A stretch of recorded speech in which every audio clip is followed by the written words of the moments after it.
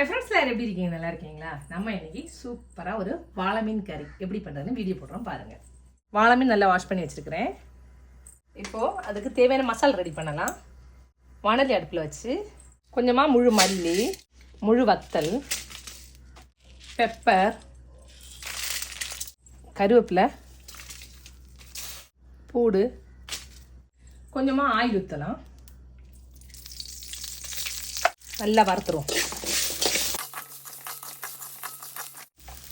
கரியாமல் வறுத்தெடுத்துருங்க.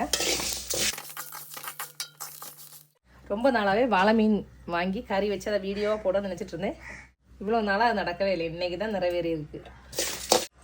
இப்போ சூடு ஆறிட்டுங்க. இப்போ நம்ம மிக்ஸி ஜாரில் எடுத்து நல்லா பேஸ்ட்டாக அரைச்சி எடுத்துருவோம். சில பேர் பார்த்தீங்கன்னா திக்னஸ் வேணும் அப்படிங்கிறதுக்காக 2 தக்காளியும் இது கூட போட்டு வதக்கி அரைச்சிருவாங்க. எனக்கு என்னமோ தெரியல, வாழை மீனுக்கு தக்காளி போட்டு அரைக்கிறதுல அவ்வளோ இஷ்டம் கிடையாது. சாலை மீனுக்குன்னா தக்காளி போட்டு அரைச்சிருவேன். கொஞ்சம் புளியும் போட்டு நல்ல பேஸ்ட்டாக அரைச்சி எடுத்துருவோம். நான் எதுக்கு இப்போ புளி இதில் போட்டு அரைக்கிறேன் பார்த்தீங்கன்னா, புளி வேஸ்ட் ஆகாது. இப்போ நம்ம வேறு ஏதாவது குழம்பு வைக்கிறோன்னா கரைச்சி ஊற்றுவோம் பார்த்தீங்களா, அதில் சிலது வேஸ்ட்டாக போகும்ல, அதான் இப்படி போட்டு அரைச்சோம்னா புளி வேஸ்ட் ஆகாது. இப்போ நல்ல பேஸ்ட்டாக அரைச்சி எடுத்தாச்சு. சட்டி அடுப்பில் வச்சு அரைச்சிட்டு வந்த மசாலையை அதில் சேர்த்துருவோம். தேவைக்கு தண்ணி ஊற்றிடலாம். தேவைக்கு உப்பை போட்டு கொதிக்க வச்சிடலாம். இப்போ நல்லா கொதிச்சாச்சுங்க. இப்போது வாழை மீன் எடுத்து அதில் போட்டுருவோம்.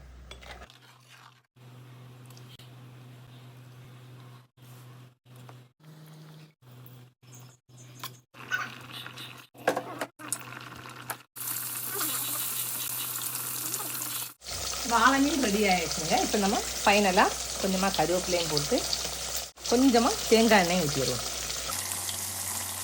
அடுப்பு ஆஃப் பண்ணிடலாம்.